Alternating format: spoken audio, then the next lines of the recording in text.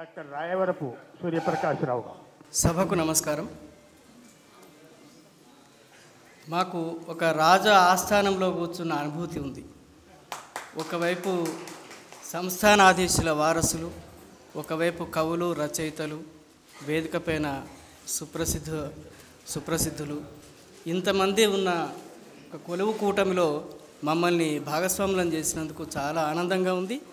కామినేని అనిల్ గారికి, ఇతర కార్యవర్గ సభ్యులకు ప్రత్యేకంగా ధన్యవాదాలు తెలియజేస్తూ, రాజాపేట సంస్థాన వారసులు వజ్రేందర్ గారు కూడా ఉన్నారు, ఇతర సంస్థానాధీశుల వారసులు ఉన్నారు, వారందరికీ కూడా నమస్సుమాంజలి తెలియజేస్తున్నాను. ఇక్కడ ప్రత్యేకంగా అంటే కాలం అనేది ఒక సమస్య.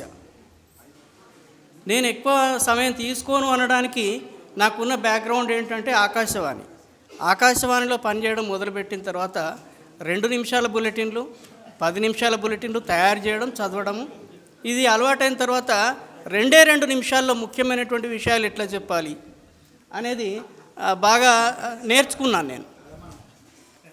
కాబట్టి నేను రాజాపేట సంస్థానం గురించి 4 ముచ్చట్లు చెప్తాను, విరమించుకుంటాను. రాజాపేట సంస్థానం తెలంగాణకు దక్షిణ మహాద్వారంగా పేరుంది. ఇది యాదగిరిగుట్టకు సరిగ్గా 20 కిలోమీటర్ల దూరంలో ఉంది. తర్వాత ఈ సంస్థానం ప్రత్యేకత ఏంటంటే, ఆ కాలంలోనే నిజాం రాజుకి అత్యంత ఎక్కువ ఆదాయం కల్పించినటువంటి సంస్థానము రాజాపేట సంస్థానం. అంటే ఆ రోజుల్లోనే ఏడాదికి 50,000 రూపాయల నుండి 1,00,000 రూపాయల వరకు ఆదాయాన్ని నిజాం రాజుకు సమకూర్చినటువంటి సంస్థానము రాజాపేట సంస్థానం. అదొకటి. రెండో విషయం ఏంటంటే, ఎక్కడ మనకు మొసళ్ళను, సర్పాలను రక్షణకు ఉపయోగించినటువంటి సందర్భాలు ఎక్కడ కనబడవు. కానీ రాజాపేట సంస్థానంలో కోట చుట్టూ ఉండేటువంటి కందకంలో అక్కడ నీళ్లను పారించి మొసళ్ళను, సర్పాలను పెంచినటువంటి సంఘటన, అట్లాంటి సందర్భాలు ఉన్నాయి. అది ప్రజల రక్షణ కోసం, అంతఃపుర రక్షణ కోసం. తర్వాత ఇంకా ఈ సంస్థాన ప్రత్యేకత ఏంటంటే, సాధారణంగా మోటబావులను కొట్టడానికి ఎడ్లను ఉపయోగిస్తారు, కానీ ఇక్కడ ఏనుగులను ఉపయోగించేటువంటి వారు, అందుకని దానికి ఏనుగుల బావి అని కూడా పేరు వచ్చింది. అది ఈ సంస్థాన ప్రత్యేకత. తర్వాత సైనిక శిక్షణ జరుగుతుంటే శిక్షణని రాజు ఎక్కడి నుండి తిలకిస్తాడంటే ముందు భాగం నుండి తిలకిస్తాడు. అట్లా కాకుండా ఈ సంస్థానంలో ఏంటంటే, శిక్షణ కింద జరుగుతుంటుంది, పై అంతస్తులో రాజు గుర్రంపై నుండి వెళ్తూ శిక్షణను తిలకిస్తాడు. తర్వాత అక్కడ సింహాసనాలు కూడా ఏర్పాటు చేయడం అనేటువంటి జరిగింది.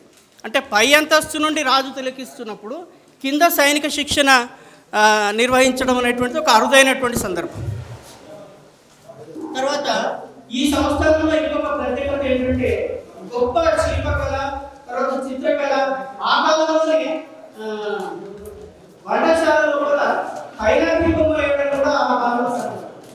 ఇది శిల్పకళ, చిత్రకళ, అరుదైనటువంటి చిత్రకళ, శిల్పకళ రాజాపేట సంస్థానంలో కనబడుతుంది. ఇంకా ఈ సంస్థానంలో జరిగినటువంటి సాహిత్య కృషి పైన చాలా పరిశోధన అనేటువంటి జరగాల్సి ఉంది. ఎందుకంటే ఈ రాజులు ప్రధానంగా శైవ భక్తులు. తర్వాత వైష్ణవ ఆలయమైనటువంటి యాదగిరిగుట్టకు సమీపంలో ఉంది.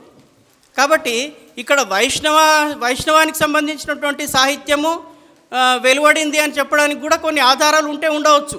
నేను చాలా వెతికాను, నాకు నిన్నగాక మొన్నే చెప్పారు ఈ టాపిక్ కాబట్టి ఈ 2 రోజుల్లో నేను చాలా పరిశోధన చేశాను, కానీ దొరకలేదు ఆధారాలు. కానీ తప్పనిసరిగా వారి వారసులు ఉన్నారు, వజ్రేందర్ గారు, వారి సహకారంతో తప్పనిసరిగా ఇక్కడ పరిఢవిల్లినటువంటి సాహిత్యం పైన తప్పనిసరిగా పరిశోధనలు చేస్తాము. మీ అందరికీ ధన్యవాదాలు.